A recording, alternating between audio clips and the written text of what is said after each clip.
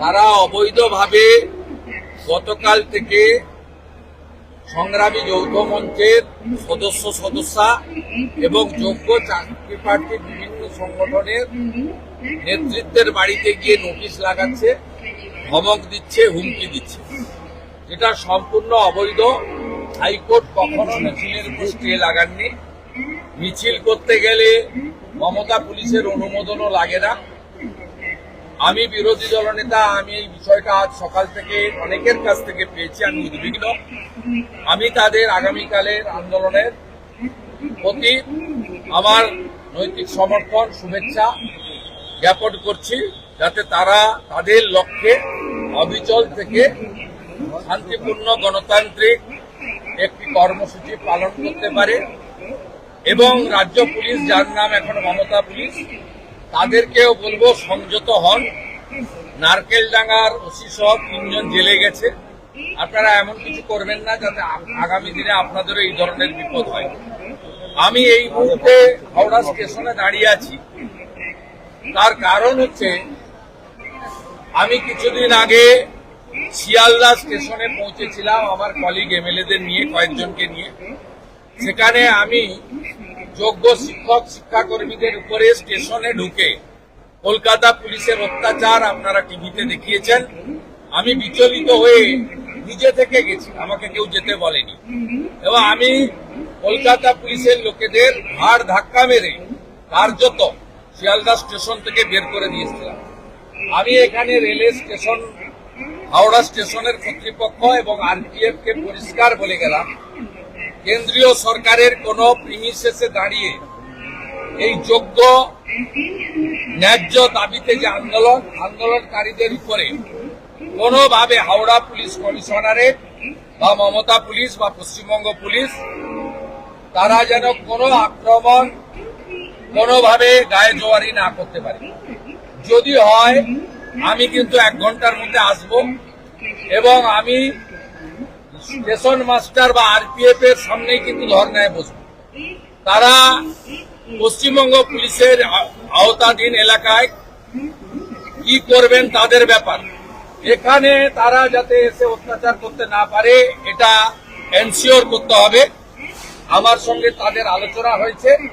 তারা কথা দিয়েছেন যে আমরা প্রিমিসেসের মধ্যে আমরা হাওড়া পুলিশ কমিশনারেট বা কলকাতা পুলিশকে দিয়ে এখানে বা পশ্চিমবঙ্গ পুলিশ বা মমতা পুলিশকে দিয়ে আমরা কোনো ভাবে অত্যাচার কারোর উপর করতে দেব না। যদি এখানে এসে টানাহিচড়া করে, টেনে নিয়ে যায়, তার রেসপন্সিবিলিটি কিন্তু আরপিএফ কে নিতে হবে এবং স্টেশন মাস্টারকে নিতে হবে। আমি পরিষ্কারভাবে তাদের বলে দিলাম, কেন্দ্রীয় সরকারের প্রিমিসেসকে অগণতান্ত্রিক কাজে মমতা পুলিশ ব্যবহার যাতে করতে না পারে, তারা আমাকে অ্যাসিওর করেছেন আমার নজরদারি থাকবে। গতবারে 27 আগস্ট ছাত্র সমাজের আন্দোলনের দিন সাঁতরাগাছিতে যা করেছে, মেট্রো স্টেশনে ঢুকে যা করেছে, বা কিছুদিন আগে যোগ্য শিক্ষক শিক্ষাকর্মীদের আন্দোলনে শিয়ালদা স্টেশনে যা করেছে, আগামীকাল হাওড়া স্টেশনে সেটা করতে দেওয়া হবে না। আমি এই প্রতিশ্রুতি আদায় করে নিয়ে এখান থেকে যাচ্ছি। আজকে মুখ্যমন্ত্রী মমতা ব্যানার্জি একটা সোশ্যাল মিডিয়ায় পোস্ট করেছে, যেখানে তিনি বলছেন যে ভিন রাজ্যের পরিযায়ী শ্রমিক বাংলাদেশি ধরা পড়েছিল মালদার চাঁচলে এক শিশু, তাকে পুলিশ অত্যাচার করেছে এবং তাকে নিষ্ঠুরভাবে মারধর করেছে। পুরো মিথ্যা। কোন বাঙালি ভারতীয়কে কেউ করেনি। রোহিঙ্গা এবং বাংলাদেশের মুসলমানদের বিরুদ্ধে চলছে এবং অভিযান চলবে, কোন এতে নেই। আমি বলবো, বিভিন্ন ভিন্ন রাজ্যে যাদের সহযোগিতা চাইছে তাদের সহযোগিতা করা উচিত। ইতিমধ্যে হরিয়ানার মুখ্যমন্ত্রী বা হরিয়ানার পুলিশ ক্লিয়ার করে দিয়েছে, এরা অল আর ফ্রম বাংলাদেশ এবং পশ্চিমবঙ্গ হয়ে গেছে। বাংলাদেশেই মুসলমান বা রোহিঙ্গা ভারতের কোন রাজ্যে থাকতে পারবে না, আগামী দিনে পশ্চিমবঙ্গেও তারা থাকতে পারবে না। এটা নিয়ে সম্পূর্ণ নাটকবাজি করছে। এই মুহূর্তে মমতা ব্যানার্জি বোলপুরের আইসির মা এবং স্ত্রীকে যিনি ধর্ষণ করবেন বলেছিলেন, সেই ধর্ষকদের নেত্রী মমতা ব্যানার্জি ধর্ষণের হুমকি দেওয়া অনুব্রতর সঙ্গে বসে ডিনার করছে। বলা হয়েছিল যে ইন্ডিয়া পাকিস্তান কোন রকম ভাবে কোনো ম্যাচ খেলবে না, পেহেলগাঁও কাণ্ডের পর বলা হয়েছিল, কিন্তু এশিয়া কাপে দেখা যাচ্ছে খুব সম্ভবত এক গ্রুপে তারা পড়বে। আমি এটা সৌরভ গাঙ্গুলি বলছেন যে খেলা উচিত, খেলার কথাই বলছেন, খেলার পক্ষে বলছেন না, খেলা সত্তা বা খেলা নিয়ে সৌরভ গাঙ্গুলির কোনো কথার আমি টিপ্পণী করব না, কারণ সৌরভ গাঙ্গুলি আমার থেকেও বেশি মাঠটা ভালো বুঝেন, খেলা পারদর্শী, তার এই ক্রীড়া সত্তাকে আমি প্রচন্ড রেসপেক্ট করি। কিন্তু সৌরভ গাঙ্গুলি আজকে বাংলা বাঙালি নিয়ে যেটা বলেছেন, এটাকে আমি ভালোভাবে নিয়েও বলবো, এই সৌরভ গাঙ্গুলি কিন্তু হরগোবিন্দ দাস, চন্দন দাস যখন খুন হয়েছিল বাঙালি দুজন, তাকে আমি মিডিয়ার সামনে দেখিনি, তাকে দেখিনি 26,000 চাকরি যখন বাঙালির চলে গেল সেদিন বলতে।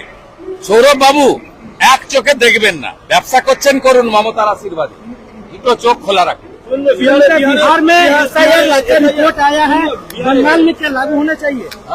चुनाव आयोग SIR जो है बार बोलूं, बंगाल में 1 करोड़ कम से कम बांग्लादेशी मुसलमान, घुसपैठिया और रोहिंगा है।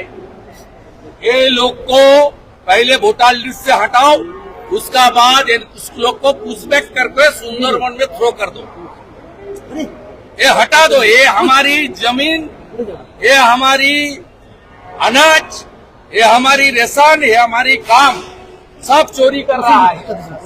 और हमारी जो बेटियां है, बहन है, ये लोग के ऊपर अत्याचार, बलात्कार, लाभ जिहाद सब कर रहा है बांग्लादेशी मुसलमान और रोहिंगा। बांग्लादेशी मुसलमान और रोहिंगा को पहले वोटर लिस्ट से डिलीट करो, उसका बाद इसको भारत सरकार सुंदरवन में गोसाबा में थ्रो करो।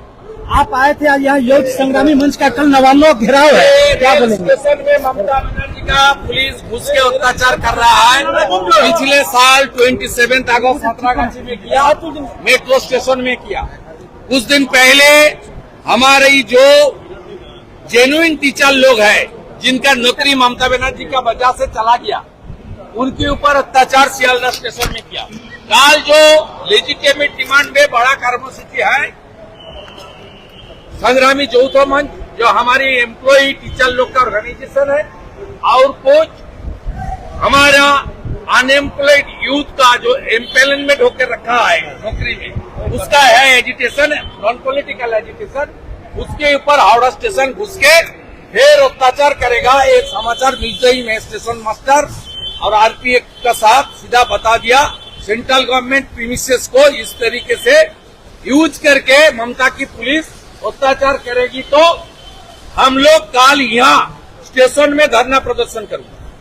তাহলে ডোমজুর থেকে গ্রেপ্তার একজন রোহিঙ্গা, वहाँ कार्रवाई कीजिए, वहाँ बाहर में कीजिए, रेल स्टेशन में अंदर आएगा तो आरपीएफ को मैं बता दिया सीधा कर। এক রোহিঙ্গা গ্রেপ্তার হয়েছে আজকে ডোমজুর থেকে, কিছু বলবেন?